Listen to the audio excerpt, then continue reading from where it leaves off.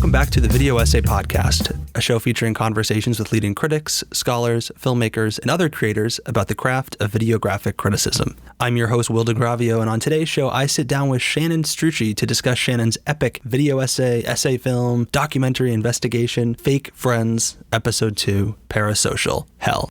We also discuss Red Letter Media's Plinkett reviews of Star Wars: The Phantom Menace, and a whole lot more. Now, before we get to our conversation with Shannon, first I would like to remind you all to please subscribe to our new newsletter, Notes on Videographic Criticism, which you can do by either going to our website, thevideoessay.com, or thevideoessay.substack.com. That newsletter comes out every Friday and is full of news related to video essays, whether it's a film festival looking for video essays, or a journal or magazine that has put out a call for video essays, or any kind of news or note or item of interest related to videographic criticism hopefully will be in that newsletter. And as always, please send me things to include in the newsletter. You can email me at willdegravio, WILLDIGRAVIO @gmail.com, or you can DM me on Twitter at willdegravio or at videoessaypod. And finally, I just want to say thank you to all of you who made beautiful, compelling, wonderful videographic epigraphs. Truly, as I mentioned on the last episode, it's been overwhelming to see the enthusiastic response that so many of you have had to doing the video essay exercises created by Jason Mattel, Christian Keithley, and Catherine Grant. All of those video essays, as well as the Pechakuchas, are available at thevideoessay.com. And if you're still interested in making a Pechakucha or an epigraph, please, by all means, make one. Send it in to me via email or DM or tweet it at me, and I will add it to our website. The next exercise that I'm going to assign to all of you for homework is the multi-screen composition. The multi-screen video essay is one that many of you are probably already familiar with. At its most basic level, it is taking two media objects, placing them side by side, and either juxtaposing them, looking at how one may have influenced the other, looking at how they speak to one another.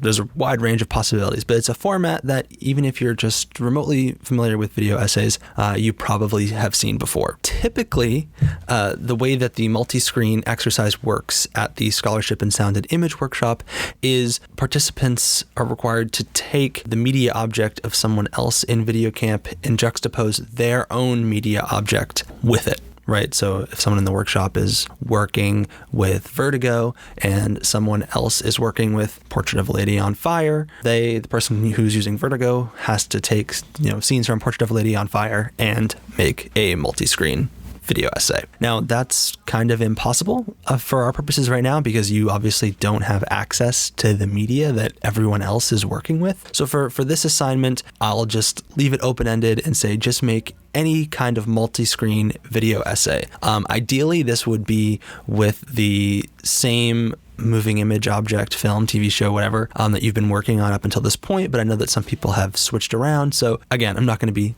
too strict on the parameters, but just know that typically there would be more parameters based around this exercise. So that's the multi-screen video essay. It will be due 2 weeks from today, May 29th. But as always, that due date's just a rough estimate. You can do it later than that, of course. But more information on the multi-screen video essay, as well as some examples of multi-screen work, can be found on our website, thevideoessay.com. And now, here's our conversation with Shannon Strucci. Try not to think about fans. A part of me loves you. I wouldn't do this if you weren't there watching, and I really love you guys to bits. Part of me hates you. Sincerely. Part of me needs you. Part of me fears you.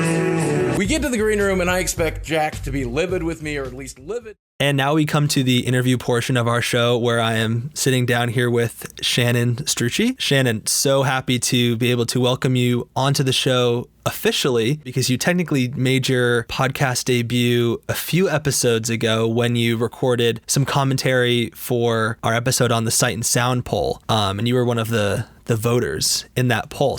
And you did that before you and I had ever met or really interacted. So it's good to finally be able to sit down here, at least virtually, and talk. Welcome. Well, thank you for having me. I'm excited to talk about video essay stuff. That's what I've been doing for 5 years for my job. So Yeah, no. I'm super happy to have you here. The recurring segment of our show that we begin each conversation with is asking you what your origin story is. Give us a sense of who you are, and what got you interested in making videos, and in particular, like video essays.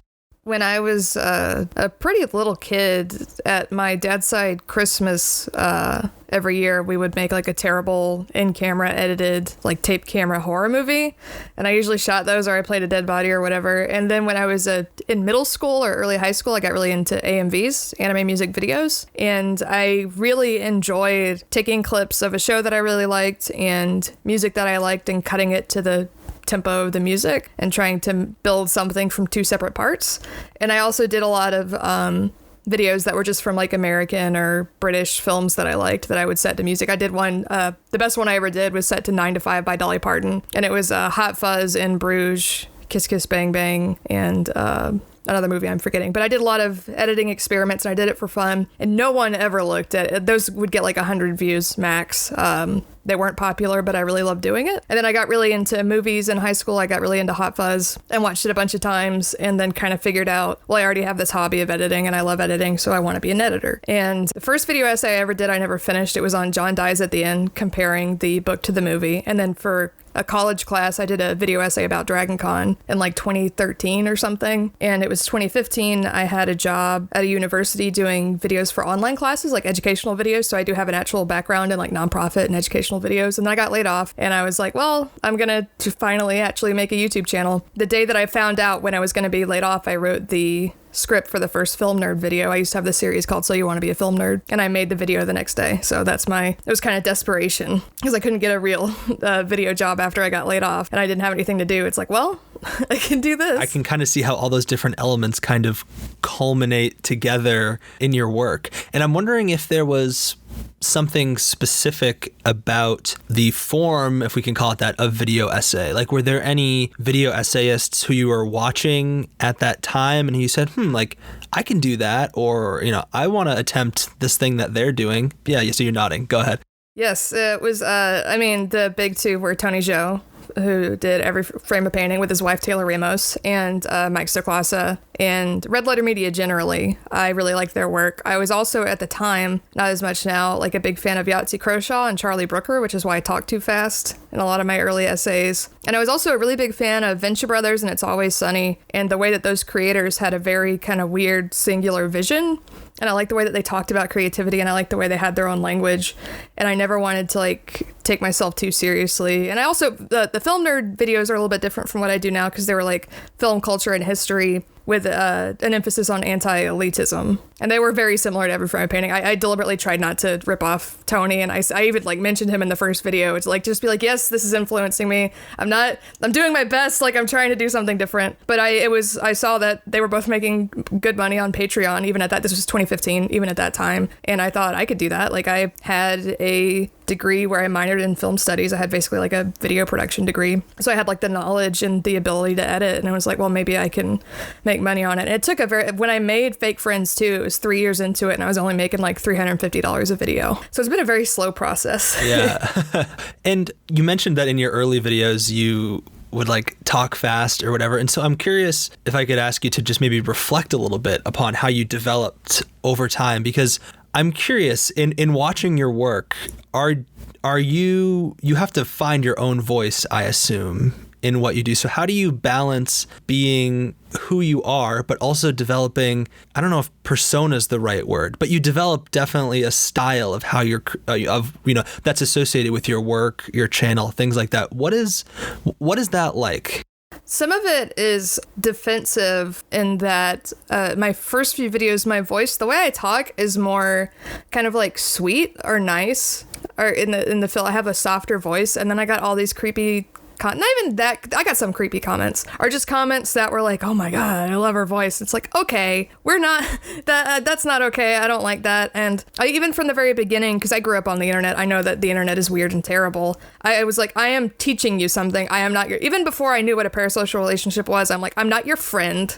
We're not sitting next to each other. I never want to like look into it. I have some skits in my videos where I appear on camera, but I'm never, or almost never, looking directly into the camera and talking to the camera. That makes me very uncomfortable. They were cut, but I did some fake vlogs for fake friends, and I just kept like laughing and feeling embarrassed even doing them. But it was sort of like what I'm comfortable with, what people respond to. I got a lot of criticism for talking too fast, and I ignored it for too long because I was kind of self-conscious about, I don't want people to get bored. I want to get through this really fast. But I mean, I've been doing it for 5 years, so you kind of develop, or hopefully you would get better at voiceover and become more natural at it and get quicker and not having to do as many takes or not having to over edit so much. What you describe about talking fast, one of the things that when I hear people talk about the voiceover in the video essay is we always talk about people who are really slow and contemplative and how that's a skill to have. But in watching your work, talking fast, not too fast, but talking fast is actually just as much a skill and just as much a style of doing something as anything else. And I was particularly noticing it and we're kind of jumping ahead here. We won't go too deep into Fake Friends 2, but when I was watching that,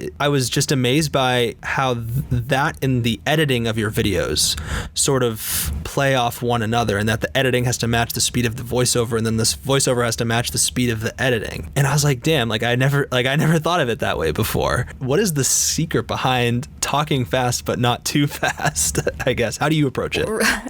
For me, it's when I rewatch, like I did a video about Hannibal that I put a lot of work into, and it's very densely researched. I'm still very proud of it, but it's just embarrassing how fast I talk.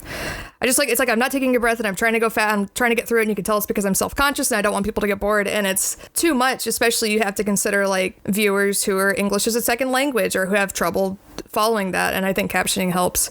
I think it's experience, and when I did Fake Friends 2, I would probably do 2 or 3 takes of every line, which I don't really do anymore, which is exhausting to do. Now I do like 1 take and hope it doesn't sound, or if I mess up, I'll redo it. But I used to try different inflection. Well, I guess for a video that big, it was good that I did it if I'm going to spend a year on it, but I don't do that as much anymore. I think too, like my mom complains that I talk too fast in conversation. Like I think I naturally, it's like my brain is always getting ahead of where I'm trying to go with my mouth, and it's just sort of how I am. But I something that I've always tried to do is I don't want to ever over-explain to a viewer or insult them, and I want my videos to be really dense, especially not the reviews as much, but the video essays, to where if someone has to pause or rewind a little bit, I would rather have that than over explain or let them be bored. And I'm not trying to do like really flashy editing, but I always want to have visual jokes. I want to have every single thing I'm talking about, I want to be able to show it on screen.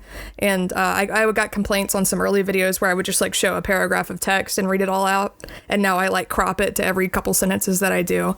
And I think that helps keep people engaged. There are videos, I'm not going to say who makes them, but I watch them on double speed on YouTube, because it's just like I get bored if someone's just talking. I think if you're doing it deliberately, and if you have like I don't know, I really love Adam Curtis, the documentary filmmaker. He was a big influence on Fake Friends 2, I think.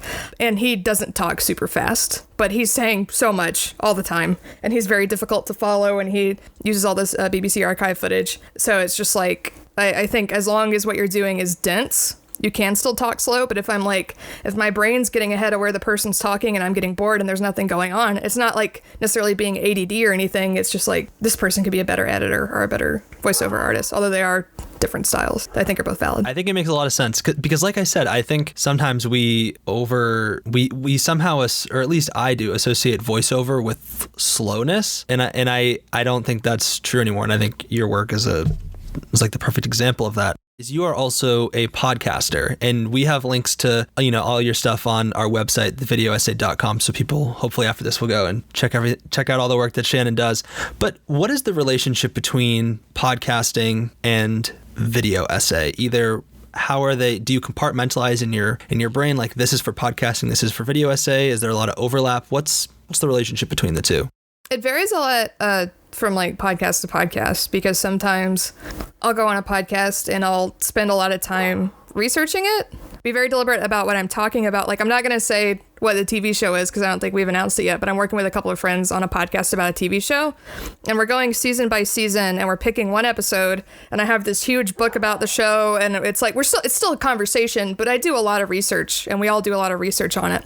Whereas like the main podcast I'm on is an actual play, so we're playing a role-playing game, so that's acting, that's improv, that's trying to be funny and trying to be entertaining.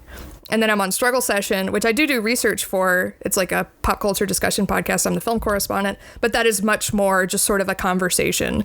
If I didn't even read the Wikipedia page for a movie, as long as I saw the movie and can talk about it, it's better if I'm informed, but that's just another, like, we're trying to be entertaining with that. And I think with my video essays, I would always try to make them as dense as possible and just be super, I guess the word is anal, about like researching it as much as I can, which works for some podcasts. And that, like, obviously true crime podcasts are really popular and those have a lot of research that go into them, but also, again, doing an actual play, we're just playing a tabletop game. So it depends. I think it's made me much more confident in my voice acting and in my general acting ability. So I think it's improved my voiceover to just have more experience being on mic. And interacting with people and then listening back to it later. To be less, I think my voiceover has gotten less stilted. I think it sounds more natural now in my videos. To kind of pivot here to a different subject, Grace Lee was, I think, the third guest that I had on this podcast. Of course, Grace... She's fantastic. Yeah. I love Grace. Yeah. She's great. And was one of the co-editors of the Sight and Sound poll. And Grace really helped change and shape my perspective on YouTube video essay making, because I think I operate primarily in kind of a more academic area video essay, which operates primarily on Vimeo, not exclusively. And there's this weird like divide between the two that I don't think is like deliberate, but it definitely exists. There's a different style, approach. And I think also what's interesting is that the YouTube video essay world has a lot more video essays that aren't just about cinema. You know, there's philosophy tube, there's essays on, you know, Grace, I think some of her most brilliant work is on internet culture. And obviously the video essay that we're going to talk about of yours is not exclusively a cinema, you know, it's about too many things. Yeah. So I'm wondering, I know that's kind of a loaded, broad question, and I'm kind of just trying to paint the landscape, and we can dive in more detail. But I'm wondering if that's a divide that you sense, and kind of just what your thoughts are generally on it, because I think it was definitely on display in something like the Sight and Sound poll, for example, this year. I think that'd be one critique of us as co-editors. I mean, that was kind of the idea of wanting to collaborate with Grace on it and inviting folks like you in, is to kind of say, okay, let's get this new perspective, because there's so much great work out there that it needs to be more than just one sphere of the video essay world. That was fun to do because I very deliberately put some weird stuff on there. Like You Suck at Cooking, which is like a fake cooking show that I love. I think I put one of those on there, just sort of shows that are more experimental with the form. And I don't have, I mean, especially my earlier work and some videos I have on like horror theory are whenever I make it, Fake Friends 3 will be about research on parasocial relationships. Like, I have no problem with videos being more academic, but I think sometimes if you're making a video and the only people that will ever watch it are the people who already know what you're talking about, will already agree with you, they talk the same way that you do, maybe they're the same as you culturally, if it's just like a bunch of, I'm not middle class, but like middle class white people doing it, it's sort of like, why are you doing this then? Or if it's something that other people have already talked about, like a lot of when Tony's stuff was more popular, it's like all these channels that just ripped off Every Frame Painting or just talked about framing in a Wes Anderson movie or this in David Fincher, which is fine, but doing a video essay is so much work. Why don't you just put a little more effort in? And it can be serious and dour. Like I said, I love Adam Curtis.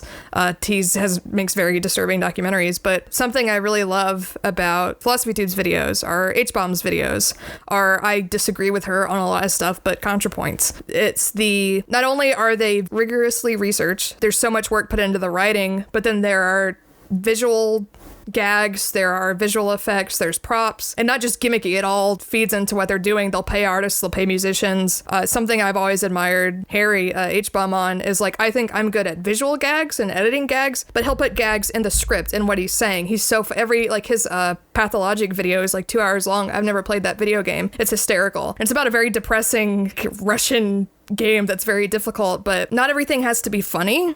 But I need to be engaged in a way to where, why don't I just like read a research paper if that's all that you're presenting? You have this whole, it's a form, it's the form of film, it's the form of like video and audio. And I understand not a lot of people have like the money or but I don't do props and stuff, I can't afford a set. But I think it is my preference for people who put more effort in some way or another, not necessarily to make it slick, but to care about the audience experience rather than just like, I've written my 5-paragraph essay and I'm going to read it to you over footage. It's like, okay. One of the things we talk about on this show is if we call video essays, or just use kind of an umbrella term, videographic criticism, there has to be something brought to the table that you couldn't accomplish in a written essay. The more like academic approach is saying is that, okay, you need to do something visually that words could never capture. But it seems like what you're saying is that another component of that is what I guess could be like entertainment value, if it's like a loaded term, but you know what I mean. There's a performative element to it that, you can make people laugh in writing, but as you say, if there's visual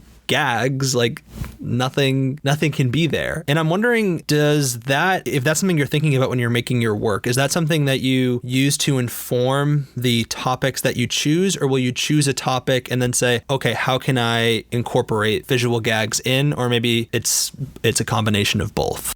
I mostly choose topics based on whatever weird thing I'm obsessed with at the time, and something that I know I could write however many pages on, regardless of whether it's something that's more dry or something that is just more inherently goofier or entertaining. And I think as I write the script, I'll just kind of be thinking of what could I put here, or what we could do here. Like, I guess an example is I do Scanline with Harry, and in the director's cuts videos, he keeps, it was a gag that I came up with where he would start describing a director, and you would think he was describing George Lucas, and we'd fade in a picture of Lucas and then cut to, it would like overlaid would be a different director he was actually talking about in a similar pose. And I spent forever like looking up photos of Lucas and Kubrick where they matched. And he could have just said, and now I'm going to talk about Stanley Kubrick. But that is something, it's like you build anticipation within the audience. It's not disrespecting the material or being wacky or like, this is kind of mean, but like the nostalgia critic, I could never watch his videos. I never enjoy, even before all this stuff came out about how people who worked for him were treated. He's got this Looney Tunes thing, and I just always, even when I was a teenager, I was like, I can't watch this. This is too much. This makes me cringe, versus something that enhances the material rather than is just you yelling and being wacky, which I think you could take it too far, I guess is what I'm saying. Or I think one of the questions you had sent me initially was about having stuff be super polished, and I try to make my videos look good, but as far as like really, really nice After Effects graphics and all that kind of stuff, it's like I know how to do that, but I never wanted that to be the aesthetic I used. Even in the Film Nerd videos, I deliberately didn't even have a background. I was like, I want this to be very basic and not to feel like you're watching a TV show. I don't know why I necessarily went for that, and I have no problem with people who like Captain Disillusion, who does debunkings of like fake staged videos, paranormal videos. It looks like better than like actual network TV shows I've seen. That's impressive, and that's really cool, and that works for him. I don't think I'd enjoy doing that necessarily. That's something I would definitely want to dive into later in our conversation, so we'll definitely come back to that. One, to kind of pivot again, but it relates to your aesthetic, and we had a funny email exchange about this question beforehand, because I was like, is this a really wonky, weird question to ask you? And you were like, no, this is great. So I'm like very excited to hear the answer to this. I'm, as you can imagine, like I researched my guests before they come on the show, and so I'm scrolling through. Good, not everybody does. So I'm scrolling through your YouTube page, like initially, I'm like, what jumps out to me immediately is in the titles of some of your videos, like some words are capitalized, some aren't, some are all uppercase, some are lowercase. And so my first glance, I'm like reading through, I'm trying to like piece together what it is. And I honestly, I couldn't come up with if there's a system. And then in mentioning, you also mentioned that, your thumbnail choices are very deliberate. I guess my question is, how do you decide how to frame words in your titles and your thumbnails, I guess, generally? Because to me, that contributes greatly to your aesthetic and, the videos that you create. Thank you. Well, I never wanted to do just clickbait titles, or even I don't have a problem when other people do this, because I have friends who do this, but be like, this is like Harry does, like, this is garbage and here's why, or that. I'm like, I just don't. I would rather have something kind of striking or weird and have a developed style. I don't know exactly where it came from. I know a lot of the time, if you look at like I was really into anime and manga, and the way that Japanese people who write manga use the English language in if you look at the Japanese pages, it seems like very stylized or arbitrary how stuff is spaced or which words are capitalized or which words aren't. Or if I think a word is particularly striking or would be more impactful in all uppercase. I think if it wasn't bad for screen readers and if it wasn't like a little bit pretentious, I would use like weird, the weird text generator where you can get all these different fonts. I would have fun with that. But I think it's just sort of, I'll type out different ones and see what looks kind of fun to me. And then in my some of my videos, like the review series, the Street You Watch or whatever, it's all normal. But with Fake Friends or with other videos, I just kind of think it's more impactful or fun. And the thumbnail for Fake Friends too, I deliberately tried to make it look like a Weekly World News Photoshop, if you're familiar with that. Because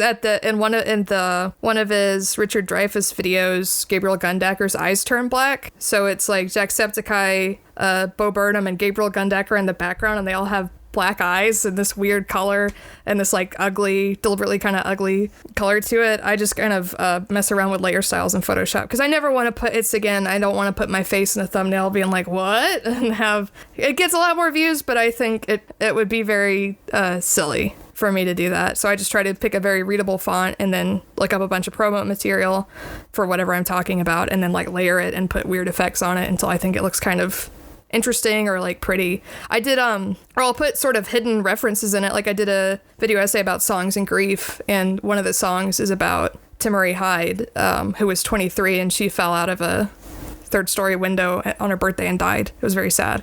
And I found a really beautiful picture of her grave, and that's the background of, I don't say it, but it's like the background of the thumbnail. And I was like, oh, that's a little weird hidden tribute to her because I thought her grave was cool. Just stuff like that. Wow, that's fascinating. I'm looking at I have it up right here. I'm looking at the thumbnail for Fake Friends episode 2. It's deliberately stupid. I don't know if people got like, I don't know. I can't expect people to get that, but I like, when I was a little kid, I like Bat Boy. well, I just love that the parasocial hell, like the font portion of it, like it looks like kind of like word arty, like from Microsoft, and it's like, wow, that does feel like hell to me in like a weird, ironic way of hell, ironic version of hell. Well, let's use that as a segue to talking about Fake Friends, episode 2, Parasocial Hell.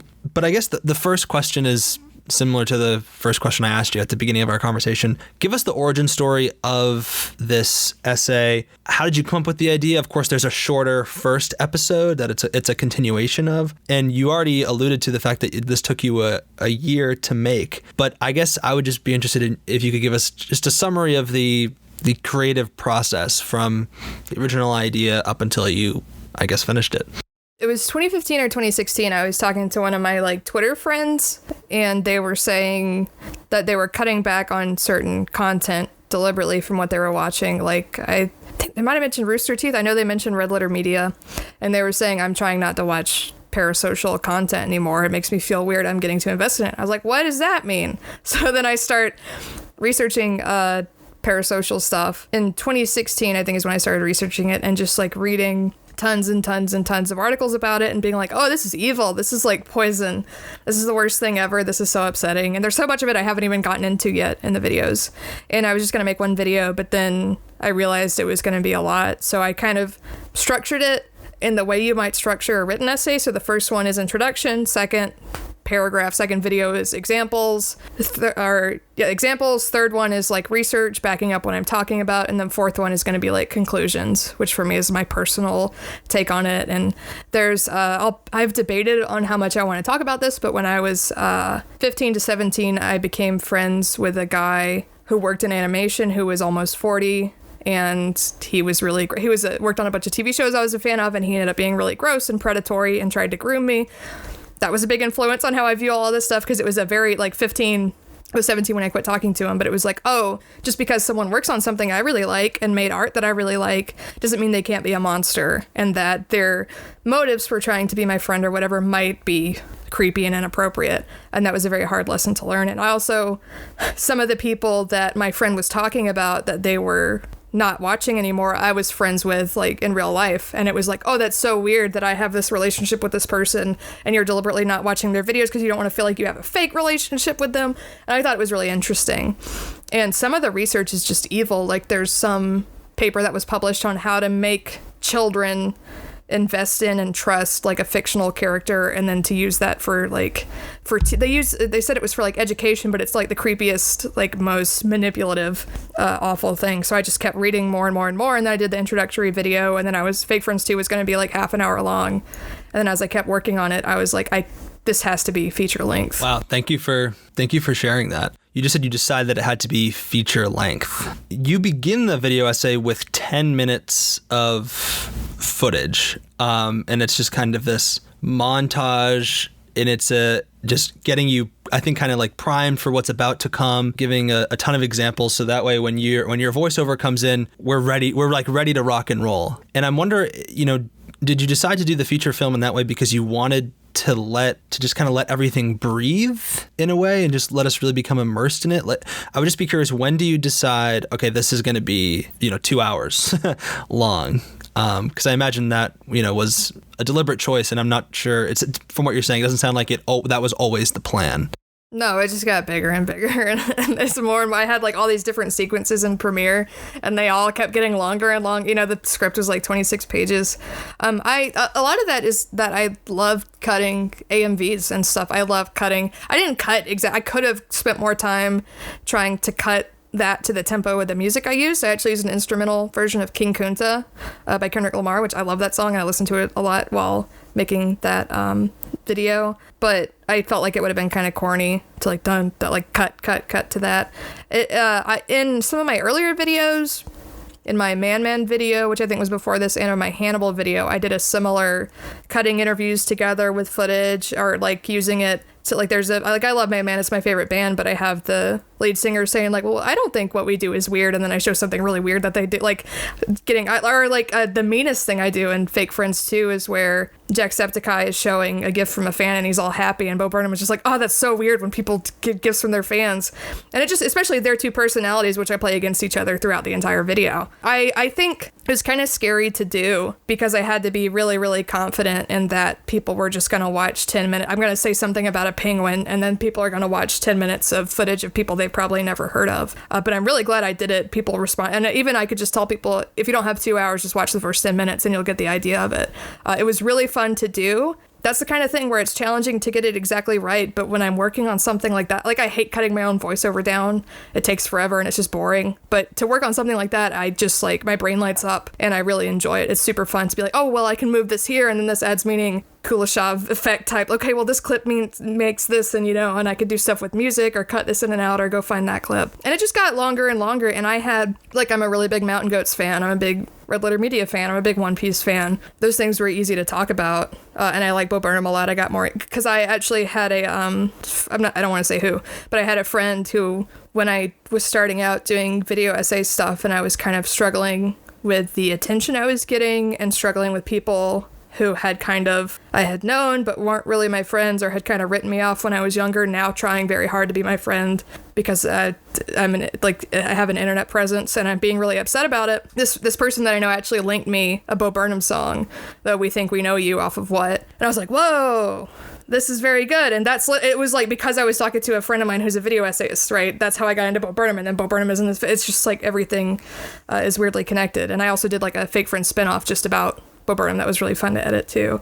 But it was like all these things that I just had in my head, and then writing this really long script for it, and then putting it all together. Right.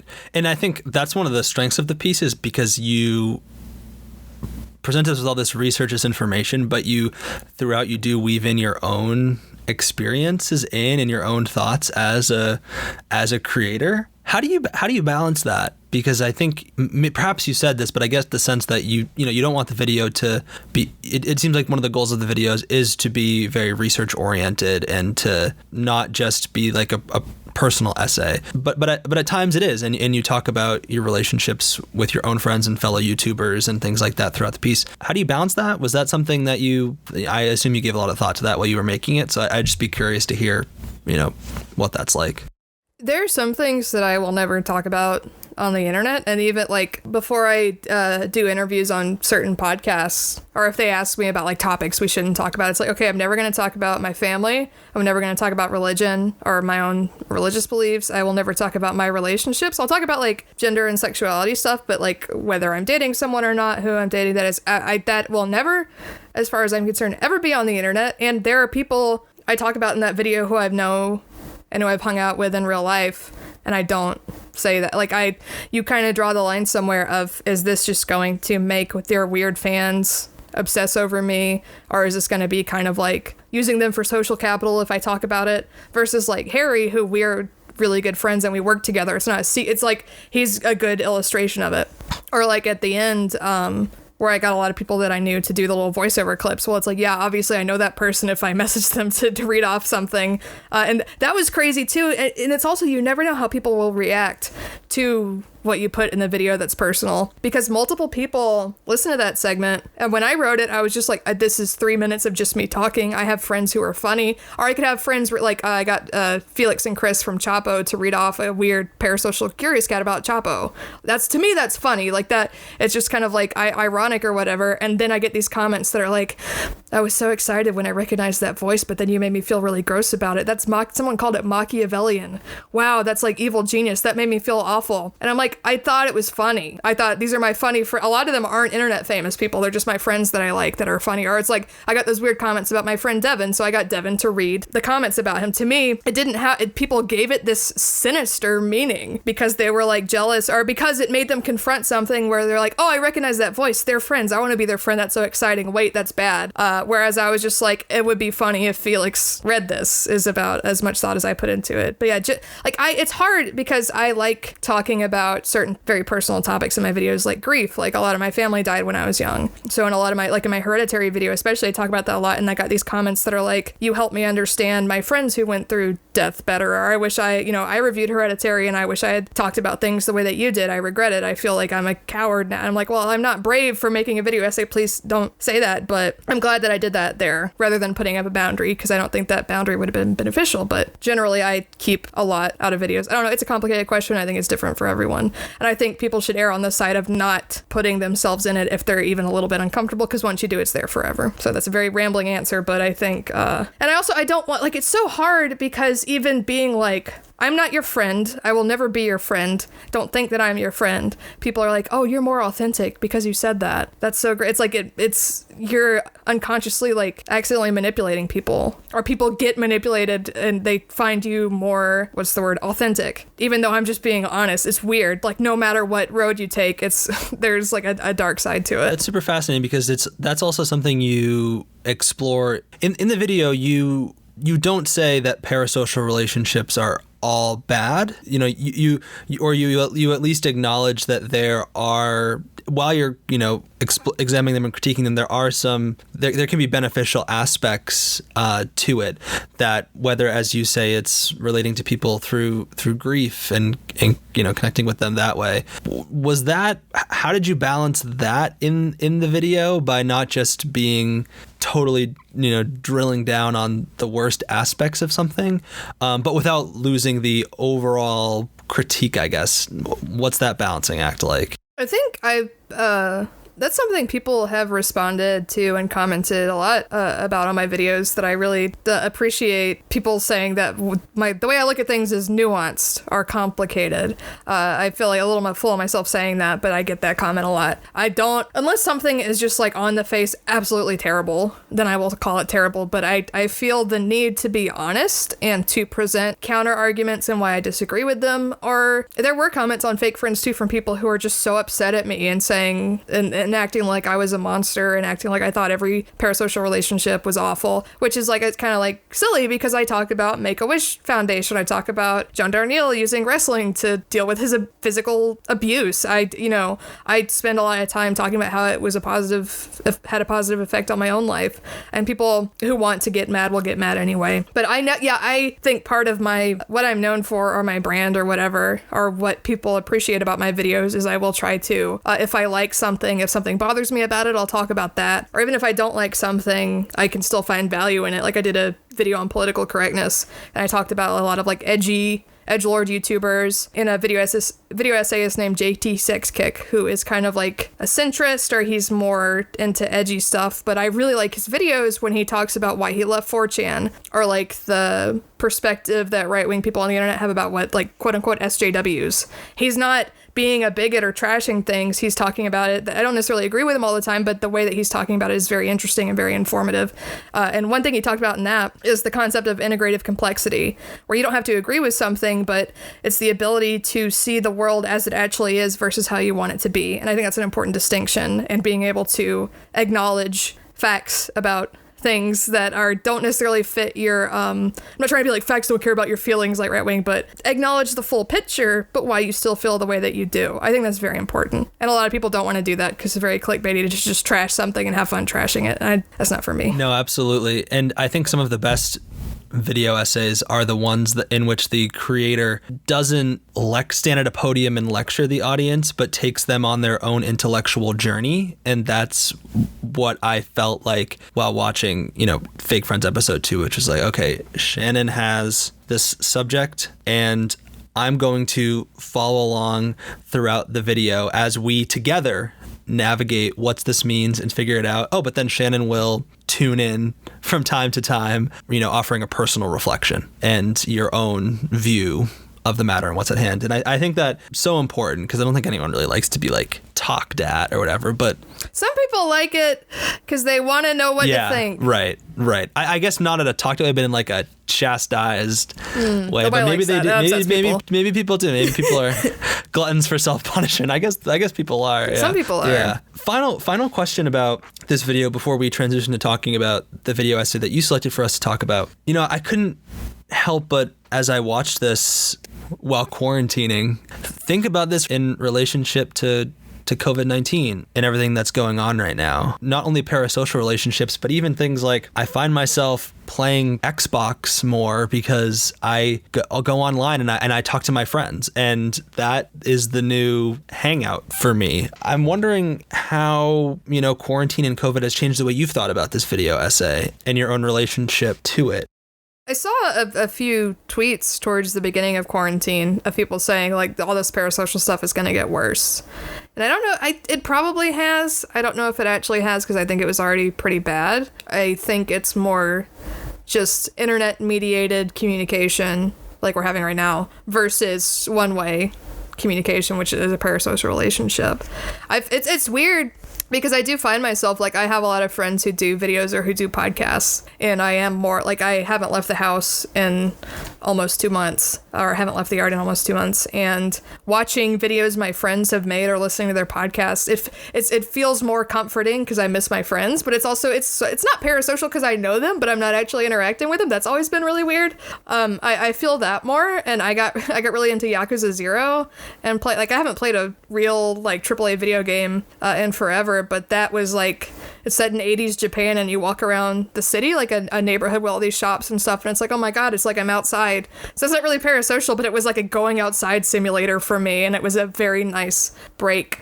But I don't know if I think I'll need to see how this changes the dynamic of streaming and of YouTube and of celebrity culture, because I'm sure this will change it in some way. And kind of looking at, oh god, the like celebrity singing video that was terrible, or the way that celebrities are on social media and trying to interact with their audience. I think I said this was pointed on Twitter. This isn't like an original idea I had, but people talking about, now that they don't have like a camera crew and someone mediating what they're putting online, and it doesn't look professional. You're just seeing kind of how diluted but not every celebrity, but how a lot of celebrities are just full. Was it Vanessa Hudgens who was like people dying or whatever? That kind of awful. I think that is part of the cultivation of like a fan base and parasocial relationships. But I think it's easier once something is over and that I'm not trapped in my house and going crazy, that I can sort of look back more objectively and be like, oh, this is how it changed. This is what I would say differently now in the video. But the video was also kind of that. I mean, it hasn't changed that much, but of that time period and what I was looking at, that's kind of like locked in. It's like, what am I going to make in the future now, I guess. Now let's transition to the video essay that I asked you to select for us. And it's super funny because and I'm going to ask you to just introduce it or whatever, but it's super funny because when you originally sent me the name, I was like, oh, okay, cool. What is that? And then I looked up, I was like, oh wait, I've seen this before. So it's very well known, but I'm super excited to be able to talk about it in this context. I'll turn it over to you to offer an introduction. And if you could just kind of tell us why you selected it, what's compelling, interesting about it.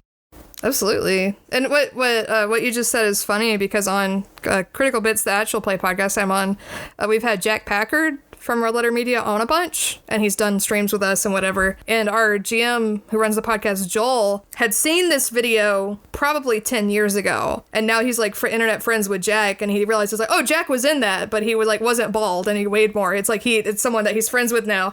We're talking about the Plinkett Phantom Menace review, which is 70 minutes long, when that was like unheard of on the internet. And it's this huge, exhaustive, like sort of narrative breakdown and structure breakdown of the Phantom Menace done in the character of an elderly serial killer. And Mike Stoklasa, who's one of the Red Letter Media guys, initially wanted to do Star Trek reviews, and he just did them in his own voice, and he thought it was really boring and that no one would care, no one would pay attention. And so he started affecting the voice of a character his friend Rich Evans came up with, or that they came up with together, that Rich used to play, named Harry S. Plinkett, who's like this old man who killed his wife, who like kidnaps sex workers and puts them in his basement. I think it's interesting to talk about what has not aged well and what I don't like about these videos anymore. But it's a combination of, it's like there's so many different levels to it. You have a well-written and accessible explanation of like storytelling, what the protagonist, and it's not condescending, but it is very basic. This is what the protagonist should be doing. There's a really brilliant scene, that the part that Jack is in,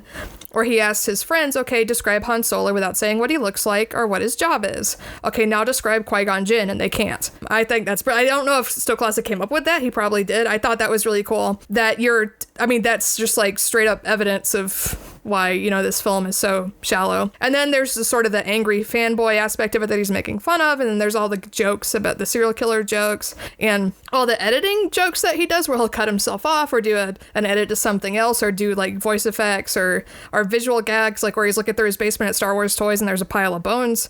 It's just so dense, and it's so influential on like big leftist YouTubers now. Like, you can't, like, to me, you watch like again, I disagree with a lot of her stuff a lot, but you watch a ContraPoints video that Plinkett, and I think she's talked about it, or like PhilosophyTube has talked about it probably.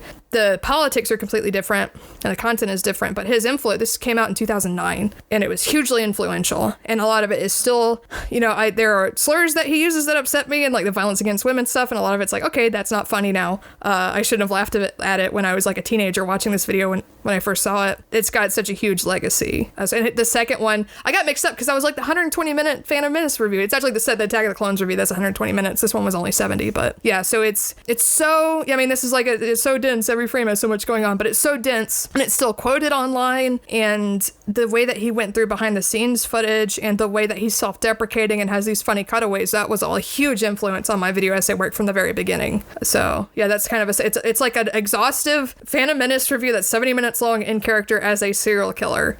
So that's what it is. So it came out in 2009, so that's well after the Phantom Menace came out, obviously. And we don't need to get into this, but I actually am a little bit of a Phantom Menace defender. That's fine. I haven't seen the Phantom Menace since I was like 10 years old. I have no feelings. So that is totally fine with me. I don't care about Star Wars at all, which is funny too. No. I'm not going to sit here and argue with you about a movie. I don't care. So that's fine. I honestly don't care about it enough to argue either. Like, I've never argued with anyone about it because I'm just kind of like, whatever, it's fine. But what I was going to say is that debate over whether it's good or bad or ruined the series or whatever everything about Star Wars and the Avengers or whatever, like, there are these people who will like die for it either way, but like the Phantom Menace in particular. And so to your point about how the earlier Star Trek reviews obviously did not have this persona, you almost need...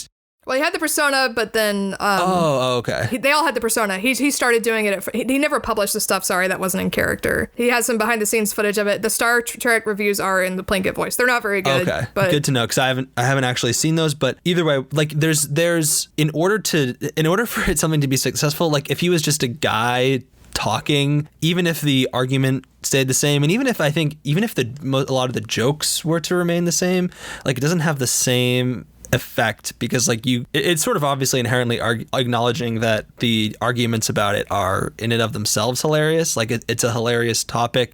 Yes, that he's being a crazy person to care about. It's like another added. Right, it's right. Brilliant. And so like you know? you need that in order for it to be just another guy with a hot take about Star Wars, you know. And you alluded to this a little bit, and kind of the influence of it. But I'm wondering if you could maybe tie a more direct link between some of the elements that we see in this I guess I should say videos, but I guess it's one video in this epic review in your work. So maybe students of both can look for the interconnected web of everything. Yeah, go ahead.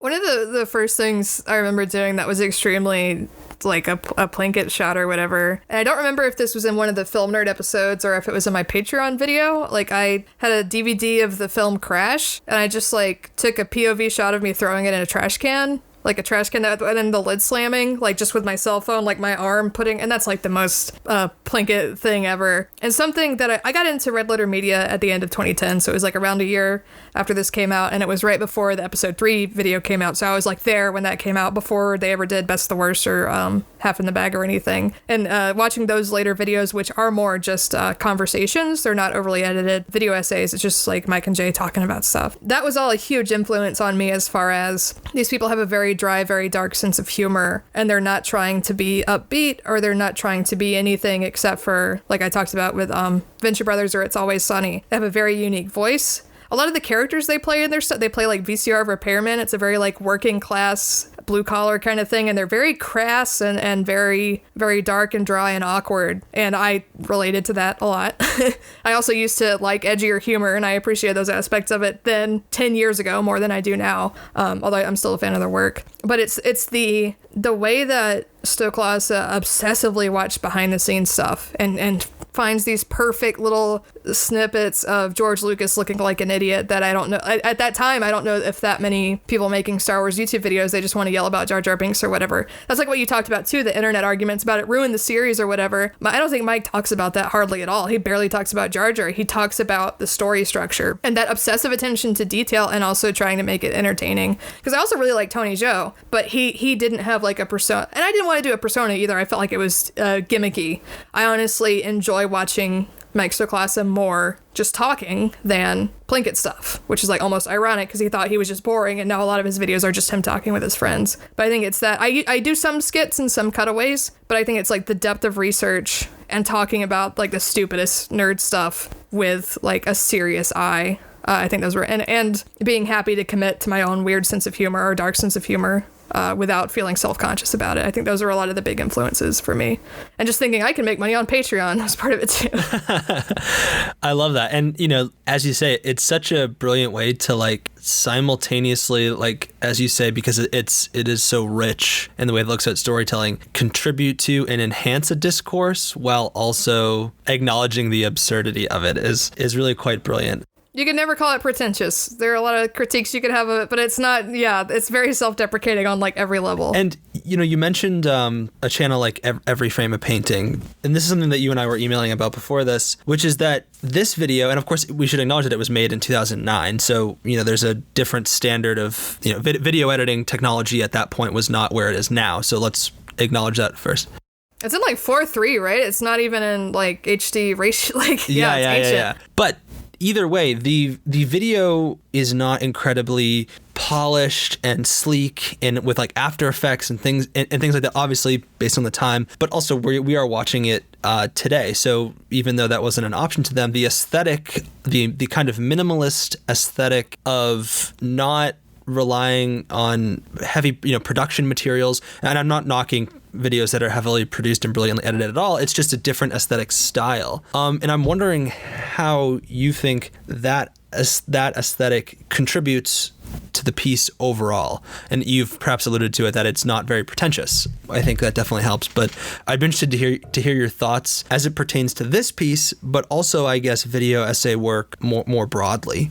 I think a comparison you can make is if you watch a found footage movie that's like shot on like a security camera or a VHS camera, and it's obviously shot on like really high quality HD on like a Red or something. Red Letter Media talked about this. I forget the name of the film, like the M. Night Shyamalan old people movie. I've never seen it, but he joked about like the little girl has a red camera on her shoulder as she's shooting something. Like, it's, to me as an editor, that totally takes me out. I've shot short films where we literally went to Goodwill and bought an $8 ancient camera and used that, and you have less control, but it's like a level of authenticity. And if a old man serial killer was making a YouTube video, he would not have some kind of slick, nicely produced video. He would have these like ugly JPEGs and like weird photos like that. I mean, there's like voice effects and it's not like Sowclass is necessarily editing in character, but it is to suit a certain aesthetic that it would have failed at if it was slickly produced. So I think people should concentrate on what is best for this video that I'm making, what stylistic choices should I make, rather than how can I make this look as pretty or as slick as possible, which isn't always a benefit. Wow, that's fascinating. I love this idea of editing in character. I want to ponder that a little bit more. But I think, and this may be our final question, because I think it kind of ties everything that we've talked about together. I was just, going through the Google machine, reading about this essay, and I found this article from in Slash Film. Perhaps you're familiar with it. It's from 2011, and it's about a message board user who the article identifies as Jim Raynor, and he wrote a 108-page response to this video. You're nodding. I remember that. Yeah, and so I was just briefly skimming it. I didn't read it, and I'm just discovering it now. Oh, I did not read the 108 pages. Yeah. I know that it exists. Yeah. And I'm not going to ask you to comment on that. But just the fact that it exists is really interesting, because it's such a high level of fan engagement, and also kind of,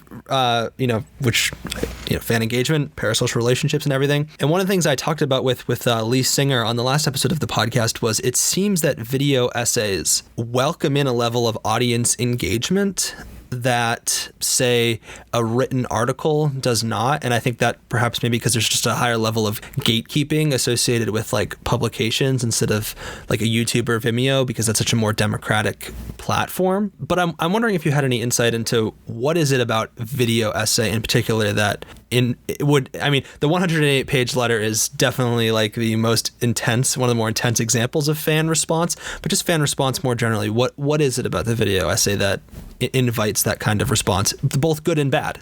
I think when you're making a video essay versus like a vlog, you're saying rather explicitly or implicitly, I know what I'm talking about. I did my research. This is an argument that I'm putting forth about. It can be something like more chill or casual, or it can be like, this is terrible or this is great. And people, there are different kinds of people. Some people want to be told what to think and feel good and have all of their biases confirmed. And if they've agreed with you up to a certain point and they disagree with you, they get furious because their picture of you in their head has changed and they take it out on you.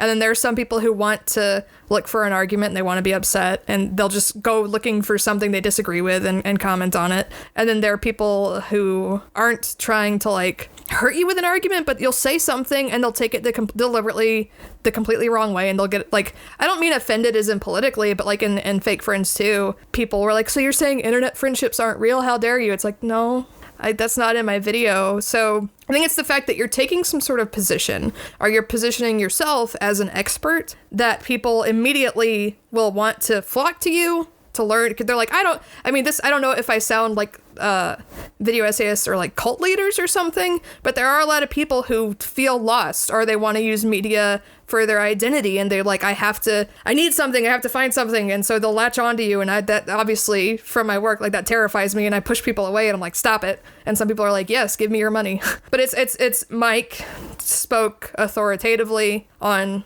Star Wars. Like, he was very much confident in his opinions, and he was also very dismissive of the prequels, not only in his analysis, but in doing it in character as a crazy old man. Like, I wouldn't, even if I did videos in character, if I had like a really serious topic, I wouldn't do it with that. It's like the Film Crit Hulk did some tweets about, or wrote something about rape or something in character as I forget what it was, or the Boston Marathon bombing in character as the Hulk, and it's like, stop. That is not, just drop the gimmick if you're going to talk about people dying or sexual assault, please. So I think it's that level just makes it more silly on a level, and I think that probably also upset people, that wasn't giving Star Wars the proper respect. So I think it complicates it further when we're talking specifically about the Plinkett reviews. I think anyone, especially someone who has a big audience, or if you're talking about a contentious subject, people have very strong responses. And I think on that note, it's brilliant advice to end, to think about responses and to think about, how your words and actions will be perceived in the video essay world. Yes, yes. Please don't put anything up unless you've thought about it and about what impact it will have. Yeah. I wish more people would think. Hopefully this podcast, we've had a chance to do the same. Shannon, thank you so much for a really, really wonderful conversation. I really appreciate you coming on the show. Thank you for having me.